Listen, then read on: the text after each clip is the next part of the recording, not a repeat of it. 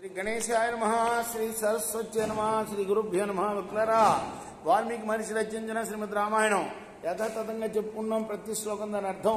ఇందులో భాగంగా నిన్నటి వరకు బాల అయోధ్యారణ్య కిష్కింద సుందర యుద్ధకాండాలు పూర్తి చేసి ఉత్తరకాండలో కూడా మనం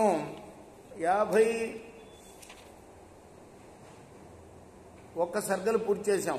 52వ సర్గలు కూడా 11వ శ్లోకం వరకు చెప్పుకున్నాం. 12 నుండి కొనసాగించే ముందు వాల్మీకి మహర్షిని ప్రార్థన చేసుకుందాం.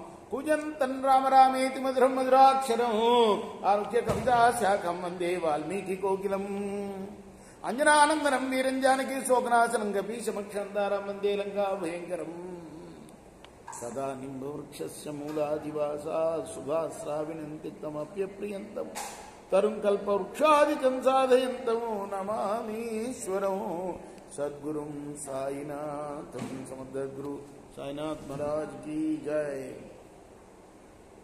తస్మాత్ పుత్రేషు దారేషు మిత్రేషు చ ధనేషు చ నాతి ప్రసంగ కర్తవ్యో విప్రయోగో హి త్రైర్ధ్రువ. వేదాంతం చెప్తున్నాడు లక్ష్మణుడు అన్నయ్యకి.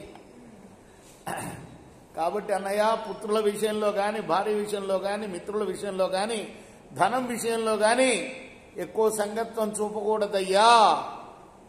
ఎందుకంటే వాటితో వియోగం ఎప్పటికైనా తప్పదు. కాబట్టి శక్తస్త్వమాత్మనాత్మానం వినేతుం మనసా మనః లోకాన్ సర్వాంశ కాకుత్సా కిం పునః శోకమాత్మనః.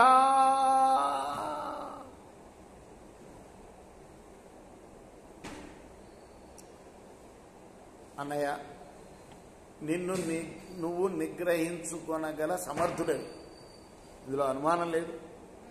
సమస్త లోకాల్ని కూడా నిగ్రహించగలవు నువ్వు.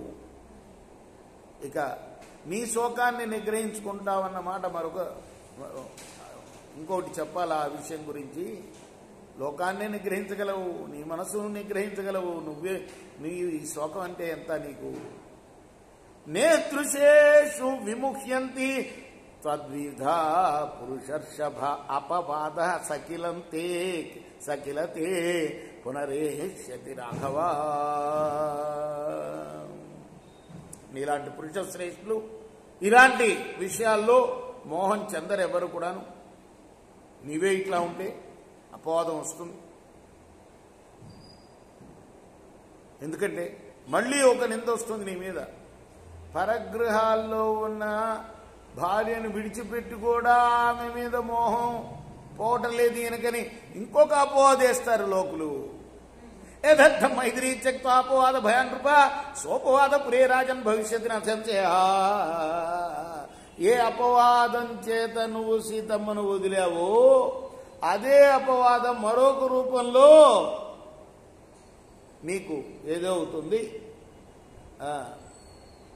నీ కర్తవ్యానికి విముఖుడివై ఉండదు. నీ కర్తవ్యాన్ని నువ్వు నిర్వర్తించు. నువ్వు రాజువు కదా. ఇప్పుడు ఇట్లా శోకంతో ఉంటే ఎట్లా కుదరదు కదా. సత్వం పురుష శార్థూలం ధైర్యేణ సుసమాహిత చజేమాం దుర్బలాం బుద్ధిం సంతాపం మా కురుష్వ. ఓ పురుష శ్రేష్ఠుడా, పురుష శార్థూలా, ధైర్యం చేత సావధాన చిత్తులవై దుర్బలమైన నీ బుద్ధిని వదిలే. అంటే బలిష్టంగా చేసుకో బుద్ధిని. సంతాపం చెంతవాక ఏవముక్త స కాకుత్సో లక్ష్మణేన మహాత్మన ఉవాచ పరయో ప్రీత్యా సౌమిత్రమిత్రవత్సర. మహాత్ముడైన లక్ష్మణుడి మాటలు విన్న తర్వాత రాముడు గొప్ప సంతోషంతో అన్నాడు. ఏవమే తన్నర శ్రేష్ఠ యథా వదసి లక్ష్మణ పరితోషస్య మే వీర మమ కార్యానుశాసనే. నువ్వు చెప్పింది అక్షరాలా నిజం నాయన వీరుడా. చెప్తున్నాడు, మమ కార్యానుశాసనే. నేను ఏ కార్యం చేయాలో దాని గురించి శాసిస్తున్నావు నువ్వు. నాకు సంతోషం అయింది అంటున్నాడు తమ్ముణ్ణి. నివృత్తిశ్చాగత సౌమ్య. నిజానికి తండ్రి స్థానం కదా, తండ్రిని శాసించడం తప్పు. కానీ ఇక్కడ ఏమిటి, ఇక్కడ ఆయన చెప్పేది ఏంటి, ఎలా నడవాలి అని చెప్తున్నాడు ప్రస్తుతం ఉన్న శోక టైంలో. కాబట్టి అది తప్పు కాదు. ఎందుకు తప్పు కాదంటే ఆయన మనశ్చాంచల్యం పొందింది కాబట్టి, ఆయన విషయం ఆయన గుర్తు చేస్తున్నాడు కాబట్టి, నువ్వు నన్ను శాసించినందుకు నేను సంతోషిస్తున్నాను అంటున్నాడు రాముడు. ఇంకొకటి కూడా ఉంది, 15 ఏళ్ళు దాటితే మన శాస్త్రం ప్రకారం కొడుకును కూడా మిత్రుడిగా చూడాలట. కాబట్టి ఇక్కడ ఆ పదం కూడా వాడాడు ఆయన.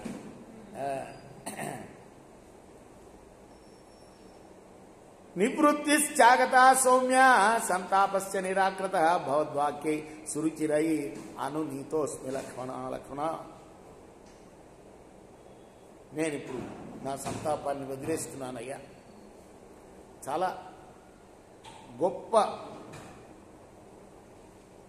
సురుచిరమైన మాటలు, మంచి మాటలు చెప్పావు, దానికి నేను ఎంతో సంతోషిస్తున్నాను అంటున్నాడు. ఈ చారిశేష శ్రీమద్ రామాయణ ఆదికావ్య ఉత్తరకాండే 250 సర్గ.